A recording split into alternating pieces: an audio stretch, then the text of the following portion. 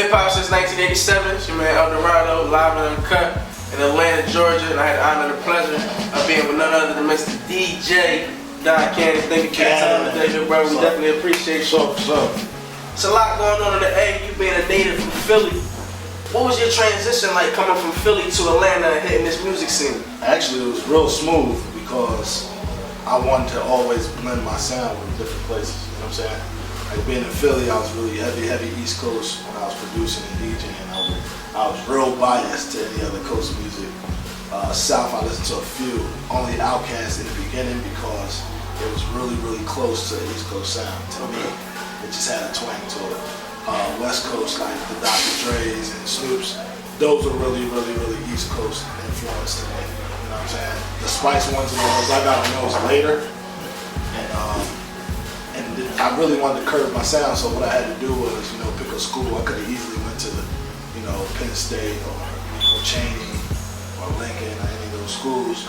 Instead, I was like, I passed up an IUP, Indiana, Pennsylvania scholarship to play basketball to move to Atlanta and get to Clark, Atlanta, which I had some family already there, Morehouse, Spelman, and Clark, so I just wanted to meet my family. I didn't know it was going to turn out to be the biggest real rapper thing. You know what I'm saying? And then, getting down there, the transition was good because, Atlanta, for the most part, in the inner city is a melting pot. There's people from everywhere, Minnesota, Chicago, Dakota, you know what I'm saying? Ohio, Alabama, Philly, New York, Jersey, Connecticut. So when you're meeting all these people, you kind of like get a feel for what everybody likes in their different regions. So I felt like the transition was probably pivotal in my career to who I am now. I can honestly say I'm quite sure a lot of artists and producers who are watching this interview will be like, damn, we sure glad that man didn't go to Cheney. Well, the thing was I was DJing up in Cheney, you know what I mean? Miss J came out a long time ago, the Philly Most Wanted, and I went on the road with both of them. I did homecoming parties at Cheney, and most of the people from the hood went to Cheney or Lincoln. I know everybody, you know what I'm saying? So being there was just like, where am I going? I'm in West Philly. You know what I'm saying? So it's like, even, Indiana University of Pennsylvania is kind of like, it's the same thing. It's a lot of people,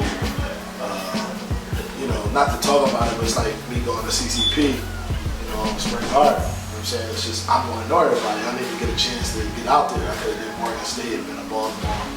I could have been in DC at Howard, but, where I'm going to be, where it's a bunch of schools. You got Morris Brown, Clark, Morehouse, Spelman, Georgia State, Georgia Tech, all in one area. So it's like, I chose that for a good reason, but it turned out well. What are you most proud of? You have several achievements already in the music game. You're a world-known DJ, a world-known producer. What's more do you take pride in, DJing or production? Man, as funny as it's gonna sound, DJing is more like a hobby to me. It's fun.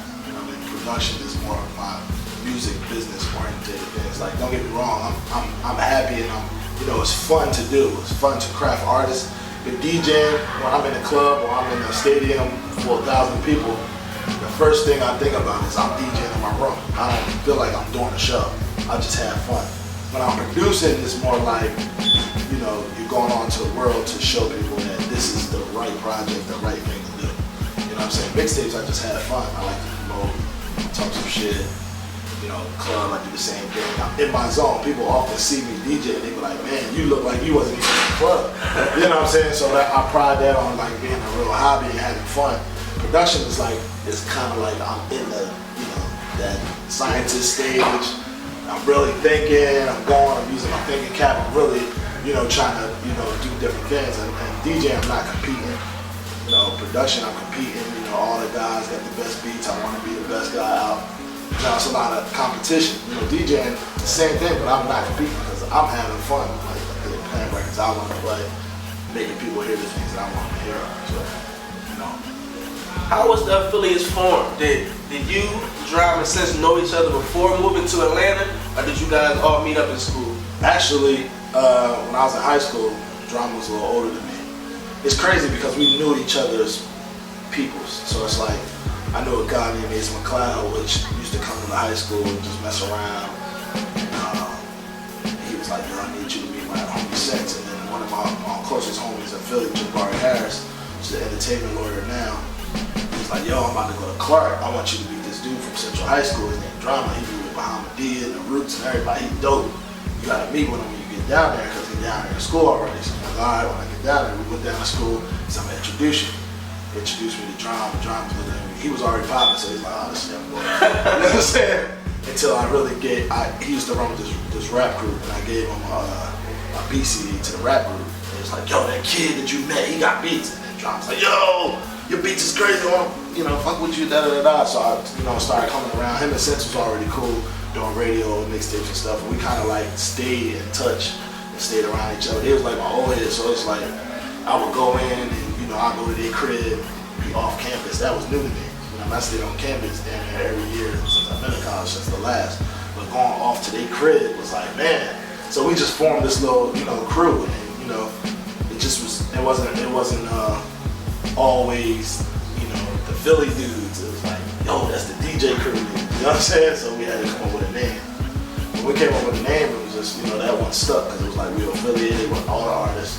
T.I. was coming up, Jeezy was coming up, all these guys were coming up, and when you do that, like, they'll say, yeah, I don't know them, but we're affiliated and somehow. And so it's like, okay, Philly, affiliated, there you go.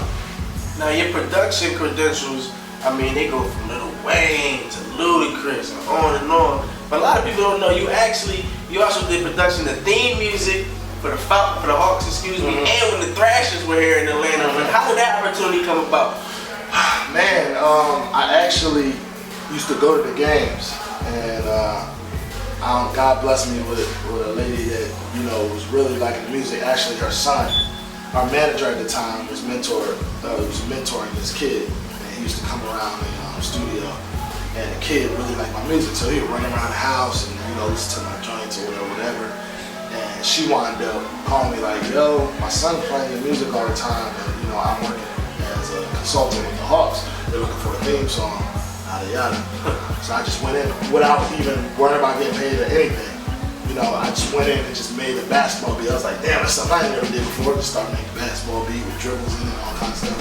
And then I shouted out all the people like the mixtape, Joe Johnson and Marvin Harris, Mike Bibby, everybody that was playing at the time. And I scratched my vocals. I gave it to them. They loved it.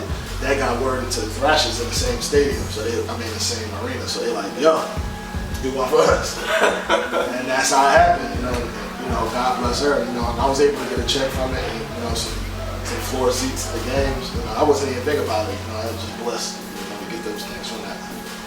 That is a blessing. That's definitely a blessing. Now, I also have to ask you, production. I hear a lot of people talk about Fruity Loops. I hear people talk about Reasons. Some people play live instruments. When you're making your beats, you're doing your production. What do you like to use? What devices or programs do you like to use? Crazy as it is, me personally, I like to work on anything, and I'm gonna tell you why. A lot of kids make these big excuses. I don't have my computer here. I don't have my drive. I don't have this. I kind of like put myself in that place where I wanted to actually learn every piece of equipment that's out.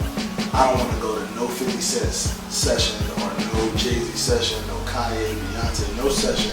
Go there and be like, yeah, I have a motif, and they don't have it. I want to be the person like, what do you have? I'm going to make it on that. I got it in me. The machine don't make the beat. See what I'm saying? It's me that makes the beat. I'm a master of that. So I need anything. Same thing for somebody photographer. You got to figure out a way to make your vision clear with what they have. If I don't bring my own stuff and they bring equipment, they got a Phantom. The Phantom don't work. What do you have next? A motif. What do you have next? A Triton. What do you have next? Anything. Give me something to create, and I'm going to give you what I have to offer. And that's why, a lot of kids look at me like, damn, how do you do that? Because I learned equipment. You use Fruity Loops? I ain't like, nah, I don't mess with that. I'm going to learn it. Let me see you do that. I want to learn that. Oh, you got MPC? I want to work on that. I want to do all that, you know what I mean? So I need to learn it. What do you want? About to fucking break it. Fucking up. Let's go get some food. So, that's basically how I look at it. I don't know if anybody else look at it because people don't know how to work on everything. But I figure, man, if you can play basketball, man, you can't shoot a volleyball in a basketball court. You can't, put a tennis ball in the court. I just want to play. I want to win. I don't care. Give me something. Give me in PlayStation, I'm gonna make a beat if it can be made, and that's what I'm proud of because everybody don't got the same things, and I'm in different environments. I could have brought my computer with me, open it up, it don't work. Now I'm looking like, I can't work today. No, what do you got? Let's go. You know what I'm saying? Whenever I run into any other artists and stuff like that, I normally talk to them about fashion and things like that. And a lot of cats have said to me, man, well, I ain't messing with Cannon. I ain't messing with Cannon. My shoe game isn't like Cannon. Oh man. How many pair of sneakers do you own? Man, I'll be honest with you, I've owned all the way up to 1,000 pair of sneakers. And recently I'm down to like 200 or something. And you know, one of my homies about a couple years ago got caught in a flood and he wore the same size as me. I wound up giving him 125 pair of sneakers. Because that was all I really, you know, he liked his sneakers, he lost everything. So I was like, man, instead of giving him money and things like that, why not just give him what he lost? It was unwore, I just gave it to him. Then I had another homie that was unfortunate, that needed some sneakers. I gave him about 100 pair of sneakers. And then, you know, I grew out of, you know, certain things. I know like around when Jeezy record came, I was going ham. I bought every Air Force One they could ever make. Man, I had Air Force Ones that, you know, people was like, damn. You know, I wasn't a collector. I'm just a sneaker guy. I always like to stay fresh. Like, it doesn't matter what it is. If I think it's fresh, I'm gonna get it. So I'm not one of the guys that know every Jordan color, when it came out, why he wore it. I just want to sneak. You know what I mean? I remember when he wore it, but I'm not gonna give you the fact on it. So I wouldn't call myself a collector. But you know, I own a lot of sneaks, and a lot of people just, you know, came to me for like a lot of the clothing and sneaks, period. But you know, I got a lot of classics, I can tell you that. I actually about to do something with somebody that's gonna do like a little documentary. I'm not gonna pull out nothing crazy, but I just want them to see that when you come to my closet, it's nothing really special, it's just sneakers, you know what I'm saying? And I like to have fun with them. I wear every one of my sneakers, that's how you know I'm not collecting. Any joint that I got now, I put my feet in them and I'm wearing them. You know what I'm saying? I don't like people like, I'm holding this for a decade till now. I like sneakers. I'm putting it on, I'm wearing it. I don't give a fuck if it's a Kanye, an Air Mag, whatever, I'm putting that on. You know what I'm saying? If you find out today you had the opportunity to be buried with 2 pairs of the sneaks you own today, what 2 sneaks would those be? That's a hard question because I'm gonna say my 2 most comfortable sneakers will probably be the Louis Vuitton Kanye's. That I can wear those for days, and you know, not even, it's just the comfort level. You know what I'm saying? And I would have to say any Jordan 3. Any Jordan 3? Yeah, because it's the comfort level. You know, us with, you know, anybody that has big sneaks, you know, 13, 14, 12 and a half, we always have problems with, you know, sneaks coming off because they hurt. You know, us, we tend to deal with wide feet, you know, and things like that. So I look for comfort. You know, Air Maxes are, you know, my best friend. You know what I'm saying?